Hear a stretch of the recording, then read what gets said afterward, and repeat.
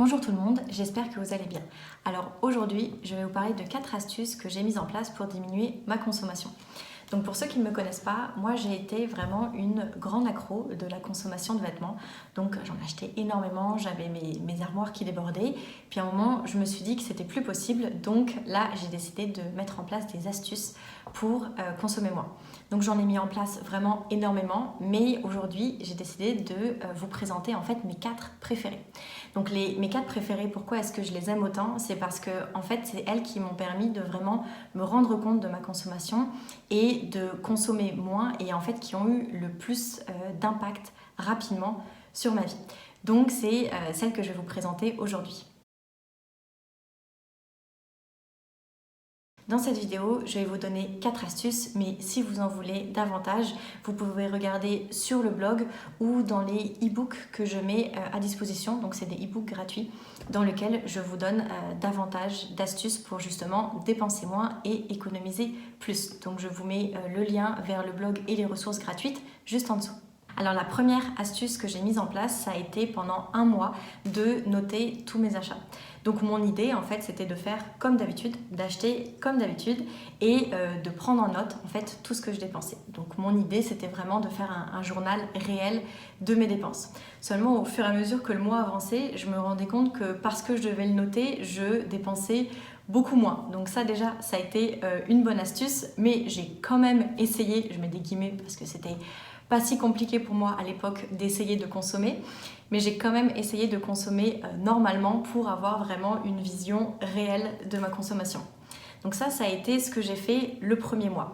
Et à la fin du premier mois, je me suis rendu compte de 2 choses. La première chose, c'est que je consommais toujours au même moment, donc le samedi après-midi, et je consommais toujours au même endroit. Donc j'avais toujours une petite rue marchande que j'adorais. Et c'était là en fait que j'allais faire mes dépenses. Donc le samedi après-midi, je dépensais mon argent pour des vêtements dans la rue marchande que j'adorais. Donc ça a été ma première astuce, ça a été de faire le bilan de mes dépenses et de mieux comprendre mon comportement en fait de consommatrice. La deuxième chose que j'ai faite après, donc la deuxième astuce que j'ai mise en place, ça a été de changer mes habitudes de consommation. Donc comme je vous l'ai dit, j'avais compris que j'achetais toujours au même moment et toujours au même endroit. Donc mon idée, c'était en fait de changer ces 2 paramètres-là pour éviter en fait que je continue à consommer de manière trop fréquente aux mêmes endroits et au même moment.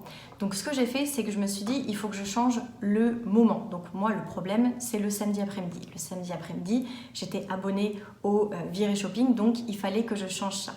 Mon idée, ça a été de remplacer quelque chose que j'aime par une autre chose que j'aime, mais qui me permet de consommer beaucoup moins.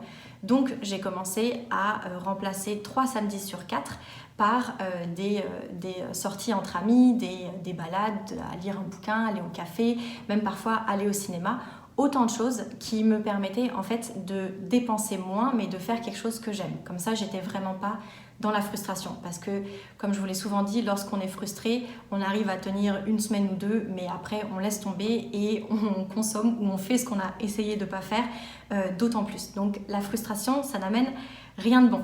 Donc, qu'est-ce que je vous disais? Oui, c'est ça. Donc, j'ai remplacé plutôt mes samedis après-midi par quelque chose qui était tout autant plaisant et qui me demandait de dépenser beaucoup moins. Donc ça a été mon premier changement d'habitude. Mon deuxième changement d'habitude, ça a été de me dire ok, il faut que j'arrête d'aller dans ces magasins de vêtements. Donc comme je vous l'ai dit, j'avais ma petite rue marchande que j'adorais. C'était là que j'avais mon habitude de consommation.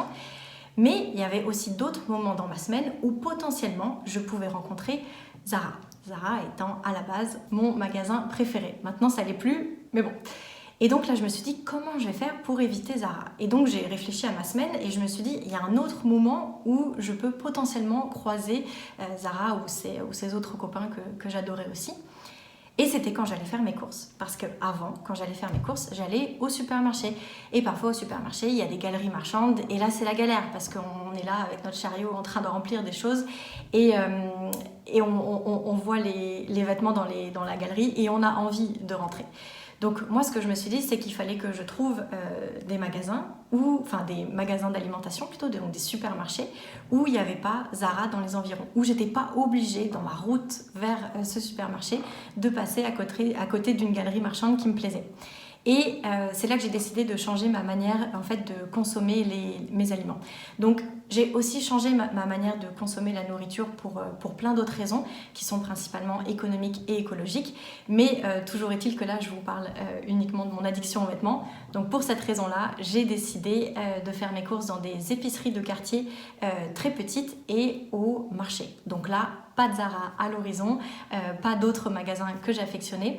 Donc ce changement d'habitude là aussi, en analysant en fait ce que j'avais l'habitude de faire sur ma semaine, m'a vraiment permis de changer mon habitude et d'arrêter d'aller dans des endroits où potentiellement je pouvais faire des dépenses. Alors ensuite, la troisième astuce que j'ai mise en place, ça a été de faire un budget vêtements. Donc ce qui était bien, c'est que pendant un mois, j'avais fait un suivi de mes dépenses, donc j'avais une idée vraiment très claire du montant en fait que je pouvais dépenser chaque mois. Et puis pour me donner une idée encore plus claire, j'avais fait le point sur les 2 mois précédents, ce mois bilan. Donc en gros, j'avais 3 mois de budget type parce que je dépensais pas toujours la même somme. Mais j'avais une idée générale de ce que je dépensais. Donc ce que j'ai décidé de faire, c'était de m'allouer chaque mois un budget. Mais pour voir quel était le budget qui m'allait le mieux, qui me frustrait le moins surtout, et qui allait le mieux avec mes nouvelles habitudes de consommation, à savoir ne plus aller faire les magasins tous les samedis, j'ai commencé à diviser mon budget mensuel type par 2.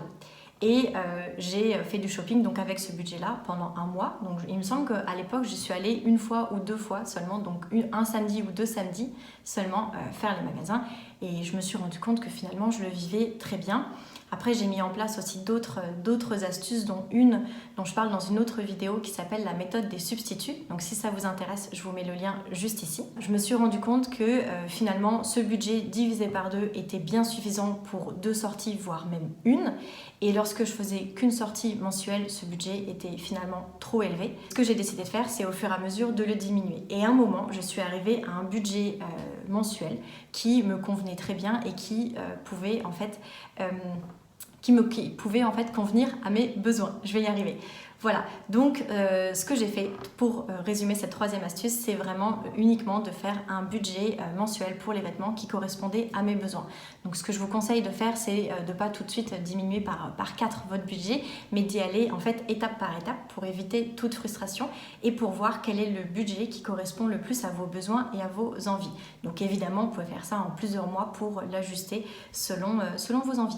La 4e astuce que j'ai mise en place, ça a été de demander aux autres de consommer pour moi. Donc là, vous allez peut-être vous dire, mais qu'est-ce que ça implique? Parce que c'est vrai que ça paraît facile de dire que je diminue ma consommation parce que les autres consomment pour moi. Donc, je m'explique. En fait, ce que j'ai commencé à faire, c'est à faire une liste de souhaits, de mes envies. Donc, quand je me baladais ou quand j'étais sur Internet et que je voyais une jolie chose que je voulais, donc, je sais pas moi, un joli pull, un joli jean, ou peu importe, quelque chose que j'avais envie, je le mettais sur ma liste. Et j'attendais. J'attendais 2 moments propices. J'attendais mon anniversaire et Noël. Bon, le seul problème avec moi, c'est que mon anniversaire et Noël sont espacés seulement d'1 mois. Donc, il fallait vraiment que j'attende pour faire mes demandes. Mais toujours est-il qu'arrivé donc début novembre, je regardais ma liste. Parfois, il y avait des choses que j'avais notées il y a 6 mois, 1 an. Et je la regardais et je repassais au travers. Donc je regardais, je me disais, ok, finalement, cette bague, ça m'est égal. Finalement, ce jean, j'en ai plus trop envie, j'en ai plus trop besoin. Donc je mettais à jour ma liste et je l'envoyais à mes proches. Donc j'envoyais pas ma liste de 20 choses. Quand même, mes proches sont gentils, mais peut-être pas à ce point. Donc ce que je faisais, c'est que je faisais une liste beaucoup plus réaliste qui était en accord avec mes besoins et mes envies du moment. Et je leur envoyais. Et je les laissais me gâter à Noël et à mon anniversaire. Et ce qui est vraiment bien avec cette méthode-là, cette astuce, c'est que ça permet d'abord de différer l'achat. Donc on va couper tous les achats impulsifs en les notant et ça permet en fait de se faire offrir vraiment ce dont on a besoin. Et ce que j'ai remarqué, c'est que lorsqu'on m'offrait quelque chose que j'avais besoin, j'accordais à cette chose beaucoup plus de valeur parce que d'abord c'était mes proches qui me l'avaient offert, donc c'était quelque chose de plus exceptionnel que moi qui me faisais un cadeau, et aussi parce qu'il y avait un beau moment en fait associé à ce cadeau. Donc là par exemple les bijoux que je porte actuellement, c'est des cadeaux qui pour certains remontent il y a vraiment plusieurs années. Je crois que ces bagues là je les ai depuis 5 ans. Mais toujours est-il que je me rappelle exactement en fait quand est-ce qu'ils me l'ont offert, je me rappelle l'envie que j'avais de recevoir ce cadeau. Donc c'est quelque chose que je fais depuis des années, et cette liste de souhaits, ça me permet vraiment de consommer moins mais d'accorder beaucoup plus de valeur aux choses que je reçois. Voilà, vous connaissez maintenant mes 4 astuces qui m'ont permis de consommer beaucoup moins. Comme je vous l'ai dit en début de cette vidéo, des astuces, j'en ai plein. Si vous en voulez d'autres, si là vous êtes un petit peu sur votre faim, allez voir sur le blog. J'ai écrit vraiment beaucoup d'articles qui parlent de plusieurs astuces. Et puis si vous voulez avoir ces astuces avec vous sur votre téléphone ou même les imprimer, vous pouvez aller télécharger mes e-books. J'en ai à ce jour 3 qui vous donnent une multitude d'astuces pour consommer moins, économiser plus et gagner plus d'argent. Donc tout ça c'est gratuit, je vous mets le lien juste en dessous. Voilà, c'est tout pour moi. Si vous avez des questions ou si vous avez envie que je parle d'autres sujets, n'hésitez pas à me le dire dans les commentaires, ça me fera plaisir de vous créer du contenu qui correspond à vos besoins. Et ça me ferait aussi plaisir si vous pouviez mettre un petit pouce et éventuellement partager la vidéo si vous pensez que ça pourrait plaire à quelqu'un. Voilà, je vous dis à la prochaine.